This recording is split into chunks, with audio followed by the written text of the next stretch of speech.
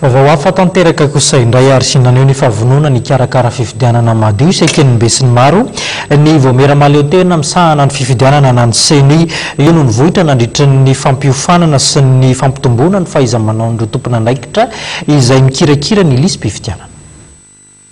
Toromarika maromaro no nivohitra tamin'ny atrikasa ny arahana tamin'ireo mpiantsehatra maro lafy nahatra roa andro sy tapany teny amin'ny voamera-pirenena maleotena misahana ny fifidianana teny Alarobia. Ny fanasarana ny fomba fanisana sy ny fampidirana ny olo-pirenena ao anatin'ny lisitry ny mpifidy no niresahana teto. Vonona ny voamera maleotena misahana ny fifidianana anatsara ny fandrafetana ny lisy mpifidianana irosona amin'ny fifidianana mangarahara madio eken'ny rehetra ary hitondrana fitoniana ho an'ny firenena.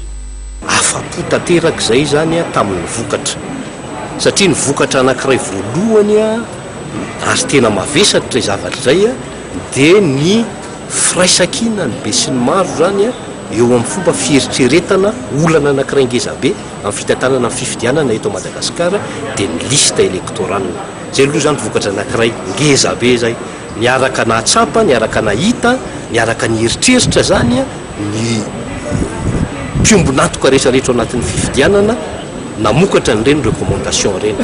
Le recommandation zay nivoaka ihany koa zany dia azontsika hoe mavesatra ary azo tanterahana zany le recommandation rehetrarehetra zay navoaka n'le atelier teo.